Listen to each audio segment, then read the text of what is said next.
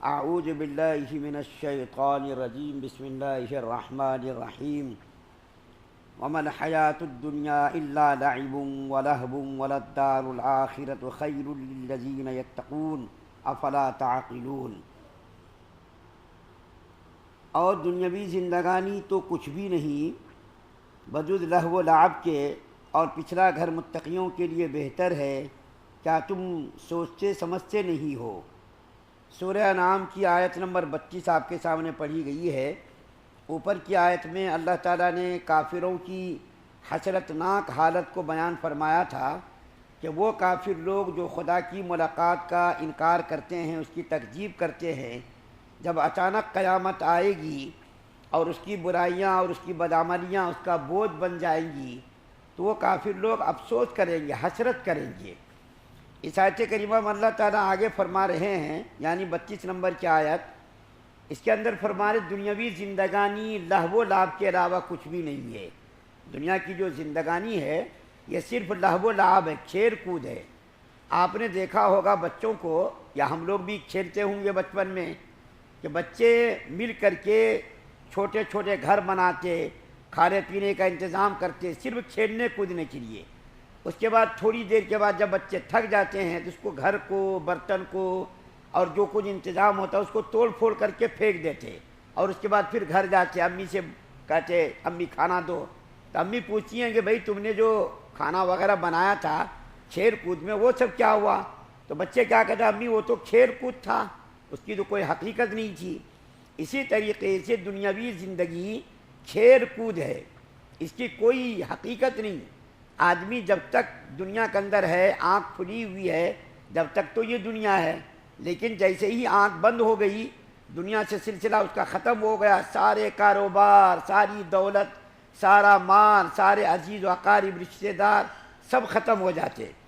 اب اس سے یہ مطلب نہ نکالا جائے کہ دنیا کی زندگی جو اللہ نے ہم کو دی ہے یہ بیکار ہے، یہ بیکار نہیں، بلکہ یہ بہت بڑی نعمت ہے۔ دنیا کی زندگی اللہ نے جو ہمیں دی ہے یہ بہت بڑی نعمت ہے۔ اسی لیے شریعت کے اندر خودکشی کرنا اور موت کی تمنا کرنا حرام ہے، کہ کوئی خودکشی کر لے یا موت کی تمنا کرے مصیبتوں سے پریشان ہو کر، اس کو شریعت نے منع کیا ہے۔ کیوں؟ یہ دنیا آخرت کی کھیتی ہے، اسی دنیا کو ہم آخرت کی ترقی کا، جنت کے اندر داخلے کا ذریعہ بنا سکتے۔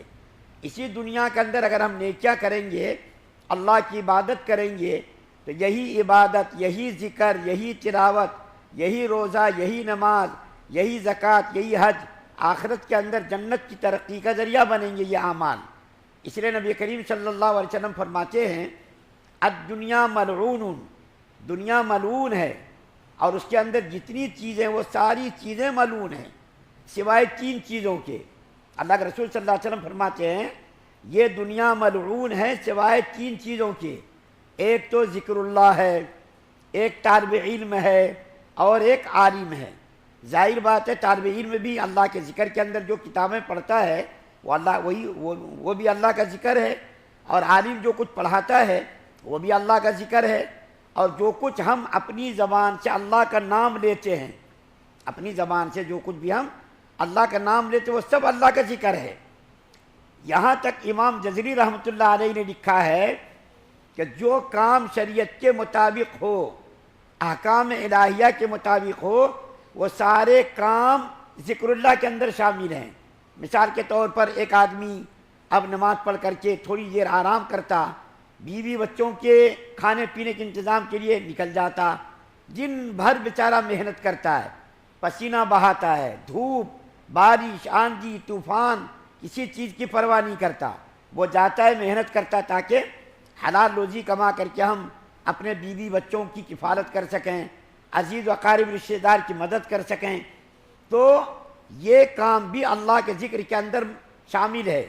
امام جزری رحمۃ اللہ علیہ بہت بڑے عالم، وہ کہتے ہیں جو کام بھی شریعت کے مطابق کیا جائے، احکام الہیہ کے مطابق کیا جائے، وہ تمام کام ذکر اللہ کے اندر شامل ہے، چاہے وہ دنیا کمانا ہو یا اور کاروبار ہو۔ ہم کیا سمجھتے ارے دنیا کما رہے ہیں یہ تو دنیا ہے، یہ دنیا نہیں، شریعت کے مطابق اگر وہ کام ہو، احکام الہیہ کے مطابق اگر وہ کام ہو وہ بھی اللہ کے ذکر کے اندر شامل ہے۔ تو دنیا کی جو مذمت بیان کی گئی ہے، اور قرآن کے اندر احادیث کے اندر جو دنیا کی مذمت بیان کی گئی ہے، اس سے مراد وہ لمحات اور وہ اوقات ہیں جو اللہ کی یاد سے غافل گزرے۔ اللہ کی یاد سے جو لمحات اور جو اوقات اللہ کی یاد سے غافل گزرے، وہ ہے اس دنیا کی مذمت کی گئی ہے۔ لیکن وہ لمحات اور وہ اوقات جن اوقات میں اللہ کا ذکر کیا جائے، اللہ کو یاد کیا جائے، تلاوت کی جائے، اللہ کا نام لیا جائے، وہ اس کی مذمت بیان نہیں کی گئی ہے، بلکہ اس کی جو تعریف کی گئی ہے۔ اب میں آپ کے سامنے ایک بات عرض کرتا ہوں جس سے ہمارا 24 گھنٹے کا وقت ذکر کے اندر شامل ہو جائے۔ اب دیکھیے دنیا کے اندر ایک مثال دیتا ہوں میں۔ ایک آدمی کی ڈیوٹی ہے، 8 گھنٹے کی ڈیوٹی ہے۔ وہ جاتا ہے 9 بجے جاتا ہے، 9 بجے جا کر کے سائن کرتا ہے، اور سائن کر کے شام 4 بجے 5 بجے تک ڈیوٹی کرتا، اس کے بعد وہاں سے گھر آ جاتا ہے۔ اب دیکھیے وہ گھر آنے کے بعد بیوی بچوں کے ساتھ وقت گزارتا ہے اور گھر کا کام کرتا ہے، لیکن سرکاری دفاتر میں اس کی ڈیوٹی 24 گھنٹے کی شامل ہوتی ہے، چاہے وہ سرکاری ڈیوٹی ہو یا پرائیویٹ ڈیوٹی ہو۔ کرتا وہ 8 گھنٹہ، لیکن اس کی ڈیوٹی کتنی شامل ہوتی؟ 24 گھنٹے کی، حالانکہ کرتا وہ 8 ہی گھنٹہ، پھر آ کر کے گھر کے کاموں میں لگ جاتا، بیوی بچوں میں لگ جاتا، دوست یار میں لگ جاتا، لیکن اس کو 24 گھنٹے کی تنخواہ ملتی ہے۔ تو اس اعتبار سے دیکھیے کام کرتا کم ہے، لیکن جس کمپنی سے جڑا ہوا ہے، جس کاروبار سے جڑا ہوا ہے، اس کو پوری تنخواہ ملتی ہے، 24 گھنٹے کی تنخواہ ملتی ہے۔ جب دنیاوی اعتبار سے، سرکاری اعتبار سے اس کو 24 گھنٹے کی تنخواہ ملتی ہے۔ تو میں آپ کو ایک اچھا طریقہ، آسان طریقہ بتاتا ہوں۔ اگر اس طریقے کو ہم عمل میں لائیں اور وہ کام کرنا ہے تو 24 گھنٹے میں ہم ذاکرین میں شامل ہوں گے، یعنی اللہ کی یاد کرنے والوں میں ہمارا شمار ہوگا۔ وہ کیا؟ تقریباً 24-25 دعائیں ہیں، 24-25 دعائیں ہیں یا 30 دعا ہے۔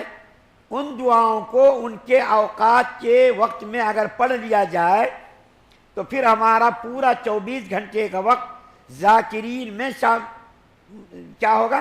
شامل ہوگا۔ اور وہ دعا کیا ہے؟ مثال کے طور پر ہم ابھی مسجد آئے، مسجد میں آنے کی دعا کیا ہے؟ اللہم افتح لی ابواب رحمتی، یہ دعا ہم نے پڑھ لی۔ جاتے وقت ہم نے دعا پڑھ لی اللہم انی اسألک من فضلک ورحمتک، یہ دعا ہم نے پڑھ لی۔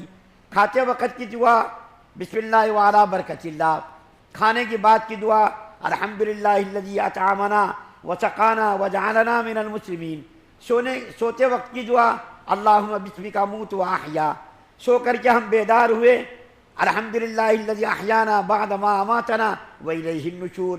اسی طریقے سے ہم گاڑی پر سوار ہوئے سبحان الذی سخرنا ھذا وما كنا له مقرنین۔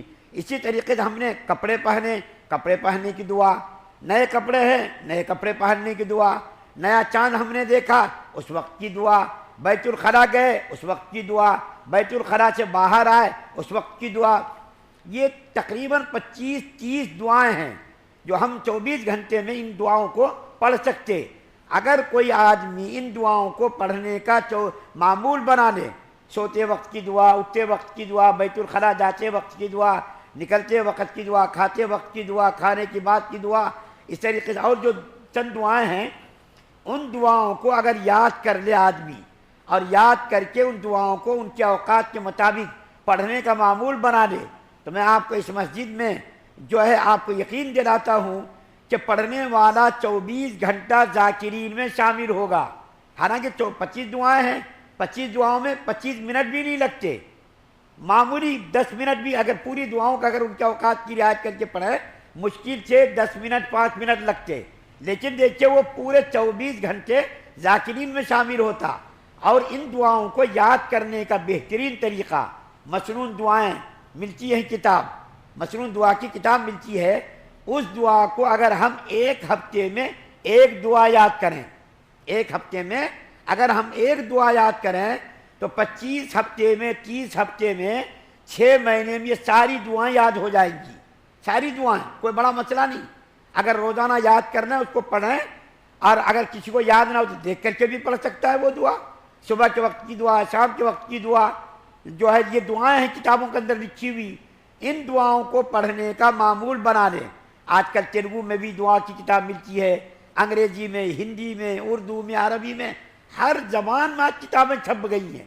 آج دین اتنا آسان ہو گیا کہ اتنا آسان، کسی زمانے میں دین پر عمل کرنا آسان نہیں تھا۔ نماز کی سیکھنے کی دعا کی کتاب انگریزی میں، اردو میں، ہندی میں، ہر زبان میں دستیاب ہے، لیکن تھوڑی سی فکر کرنے کی ضرورت ہے۔ ہم کو اگر یقین ہو کہ آخرت میں جائیں گے اور آخرت کے اندر درجات بلند ہوں گے تو یہ کام کرے گا آدمی۔ غفلت کے اندر ہم زندگی گزارتے، ہم تو غافل لوگ ہیں، دنیا دار لوگ ہیں۔ اگر ہم تھوڑی سی توجہ کے ساتھ ان دعاؤں کو پڑھنے کا معمول بنا لیں تو یہی دعائیں جنت کے اندر داخلے کا ذریعہ بنیں گی اور درجات کی بلندی کا ذریعہ بنیں گی۔ چنانچہ حدیث شریف کے اندر آتا ہے کہ نبی کریم صلی اللہ علیہ وسلم جب معراج میں تشریف لے گئے تو حضرت ابراہیم علیہ السلام سے ملاقات ہوئی، تو حضرت ابراہیم علیہ السلام نے نبی کریم صلی اللہ علیہ وسلم سے فرمایا، اے محمد صلی اللہ علیہ وسلم آپ اپنی امت کو میرا سلام کہہ دیجئے گا۔ جب یہ روایت بیان کی جائے سب لوگ کہہ دیجئے وعلیکم السلام، سب لوگ کہہ دیں وعلیکم السلام۔ تو اللہ کے رسول صلی اللہ علیہ وسلم سے فرمایا، اے محمد صلی اللہ علیہ وسلم آپ اپنی امت کو میرا سلام عرض کر دیجئے گا اور کہیے گا جنت تو بالکل چٹین میدان ہے، جنت تو چٹین میدان ہے، اس چٹین میدان کو سرسبز شاداب بنانے کے لیے آپ اپنی امت سے کہہ دیجئے گا جتنا ذکر کرے گی آپ کی امت، سبحان اللہ، الحمدللہ، اللہ اکبر، یہ کتنا معمولی جملہ ہے۔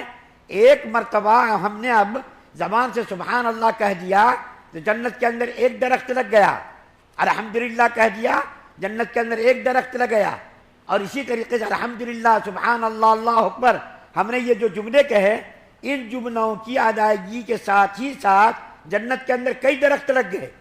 اور یہ دنیا والا درخت نہیں کہ جو ہے دھوپ میں سوکھ جاتا، مرجھا جاتا، پتجھڑ میں پتے اس کے جھڑ جاتے، یہ درخت نہیں، بلکہ جنت کا وہ درخت اتنا لمبا سایہ ہوگا کہ جنتی لوگ 100 سال تک اس درخت کے سائے میں دوڑیں گے گھوڑے پر، جنتی گھوڑے پر، اور اس گھوڑے کی رفتار جو ہوگی جہاں تک انسان کی نظر جاتی ہے اس کا ایک قدم، اتنا تیز رفتار گھوڑا ہوگا، اتنا تیز رفتار اونٹ ہوگا، اس گھوڑے پر اونٹ پر سوار ہوگا، 100 سال تک چلے گا وہ اس درخت کے سائے میں، پھر بھی اس کا سایہ ختم نہیں ہوگا۔ تو بتائیے جنت کے اندر درجات کی بلندی کے لیے اللہ کے رسول صلی اللہ علیہ وسلم نے ہم لوگوں کے لیے کتنا آسان طریقہ بتا دیا۔ سبحان اللہ، الحمدللہ، بجائے اس کے کہ ہم زبان سے گالیاں دیں، کسی کو برا بھلا کہے، کسی کی غیبت کرے، کسی کی برائی سنیں، اس کے بجائے سبحان اللہ، الحمدللہ، اللہ اکبر۔ اور میں آپ کو اور بتا دوں کہ جو آدمی، اللہ کے رسول صلی اللہ علیہ وسلم فرماتے ہیں، جو آدمی روزانہ 10 مرتبہ قل هو اللہ احد، یہ کس کو یاد نہیں ہے؟ ہر مسلمان کو یاد ہے۔ اور میں آپ سے کہتا ہوں 2 منٹ بھی نہیں لگتے، 10 مرتبہ آپ پڑھیے، جیل سے 2 منٹ 2.5 منٹ لگتے۔ جو آدمی 10 مرتبہ قل هو اللہ احد پڑھے گا جنت کے اندر اس کو 1 محل عطا فرمائیں گے۔ 20 مرتبہ پڑھے گا 2 محل، 30 مرتبہ پڑھے گا 3 محل، 50 مرتبہ پڑھے گا اس کو 5 محل، 100 مرتبہ پڑھے گا اس کو 10 محل۔ بتائیے کتنے محلات کے ہم مالک ہو جائیں گے صرف 100 مرتبہ قل هو اللہ احد پڑھنے کی وجہ سے۔ جنت کے اندر 100 محلات کے ہم مالک ہوں گے۔ تو اللہ تعالیٰ نے جنت کے درجات کو حاصل کرنے کا کتنا آسان طریقہ ہم کو بتا دیا۔